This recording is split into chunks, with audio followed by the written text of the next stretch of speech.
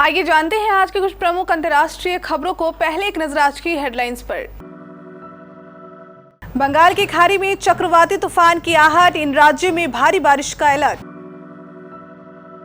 अग्नि 5 टेस्ट से ठीक पहले फिर आया चीनी खुफिया जहाज, 750 किलोमीटर दूर की बातचीत सुन सकता है वांग 5। मां की निर्मम हत्या से दहशत में बेटी, बोले स्कूल कैसे जाऊंगी, मुझे भी मार देंगे। टाइगर को फांसी पर चढ़ाया, एमपी के जंगल में अजीबोगरीब शिकार से हरकंप। दूसरे विश्व युद्ध के बाद पहली बार फिलीपींस में उतरे जापानी फाइटर जेट, चीन रूस को करारा जवाब। अपहरण के बाद मासूम की हत्या, जिस पर पूरा परिवार करता था विश्वास, वही निकला आस्तीन का सांप। राहुल गांधी की भारत जोड़ो यात्रा का अचानक बदला रूट, गुजरात चुनाव रिजल्ट बनी वजह। अखिलेश यादव ने ईवीएम पर साधा निशाना, पोस्ट की मुख्य चुनाव आयुक्त व जर्मन विदेश मंत्री की तस्वीर। हनी सिंह को तलाक के बाद फिर हुआ प्यार, इवेंट में गर्लफ्रेंड टीना थडानी का हाथ थामे नजर आए यो।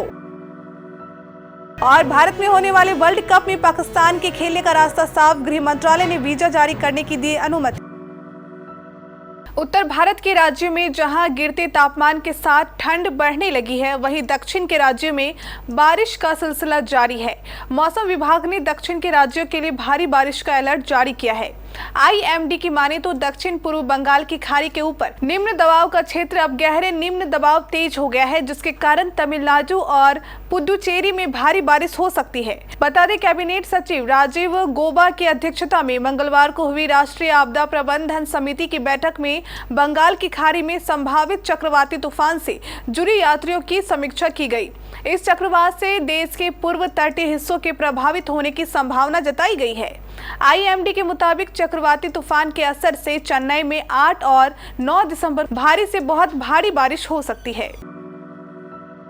भारत की टोह लेने इस साल तीसरी बार चीन ने अपने खुफिया जहाज को भेजा है। 15 से 16 दिसंबर को भारत अग्नि 5 मिसाइल का टेस्ट करने जा रहा है। इसके लिए 30 नवंबर को नोटाम यानी नोटिस टू एयरमैन जारी किया था। इसके मुताबिक बंगाल की खाड़ी के 5400 किलोमीटर की रेंज को नो फ्लाई जोन बनाया गया है।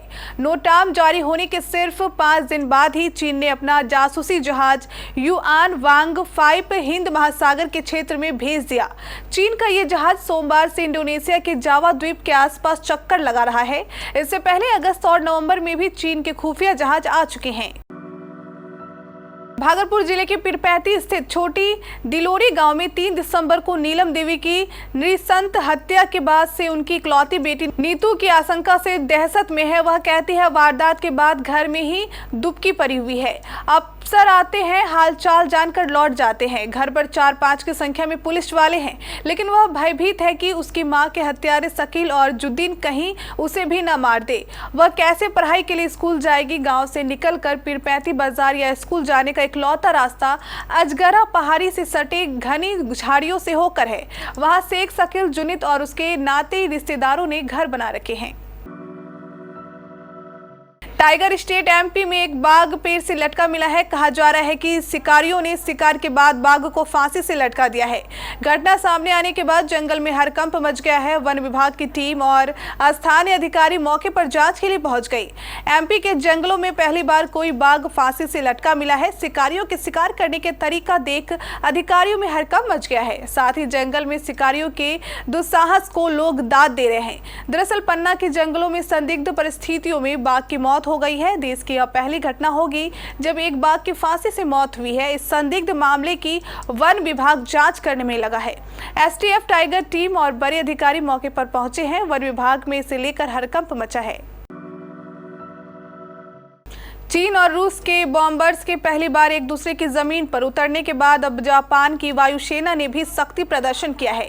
दूसरे विश्व युद्ध के बाद पहली बार जापान के फाइटर फिलीपींस में उतरे हैं। बताया जा रहा है कि जापान की वायुसेना और फिलीपींस की वायुसेना के बीच सहयोग बढ़ाने के प्रयास के तहत इसे अंजाम दिया गया है। मीडिया रिपोर्ट के मुताबिक जापान की 2 F-15 फाइटर जेट फिलीपींस के क्लार्क एयर बेस पर उतरे, जहां जापानी एयरफोर्स के 60 जवान मौजूद हैं।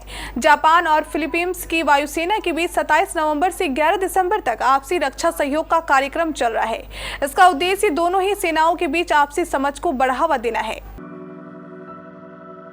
देवरिया में नासिर की हत्या के बाद पूरा परिवार सदमे में है। जिस अजरुद्दीन पर पूरा परिवार विश्वास करता था, वही बालक नासिर का हत्यारोपी निकला।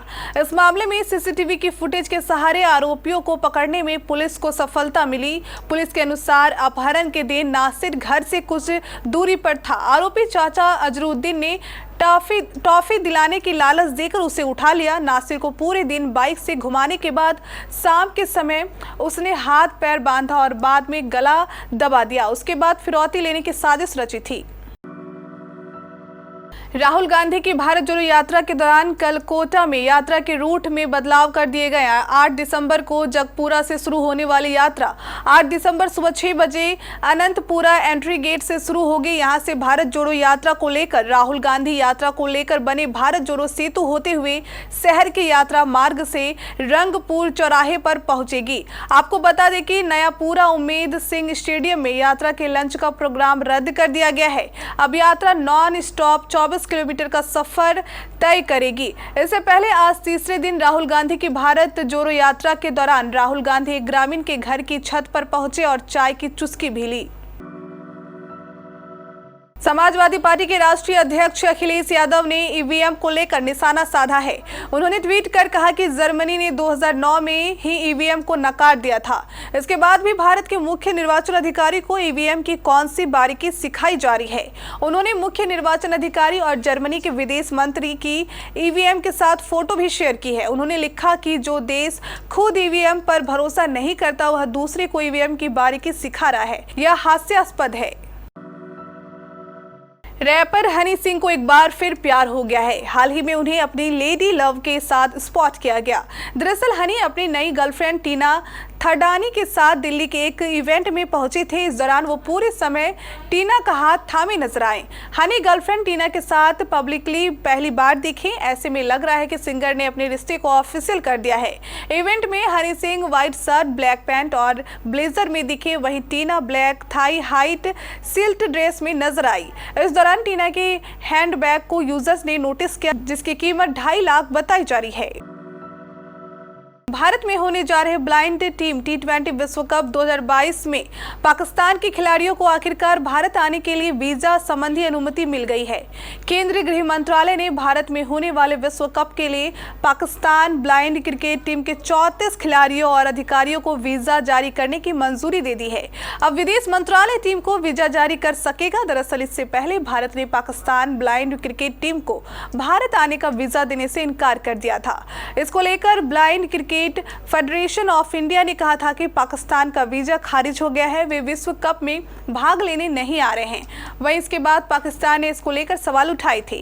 पाकिस्तान ब्लाइंड क्रिकेट काउंसिल ने कहा था कि खेल को क्षेत्रीय राजनीति से ऊपर होना चाहिए और खास तौर पर दिव्यांग व्यक्तियों के मेगा खेल आयोजनों में उचित व्यवहार किया जाना चाहिए।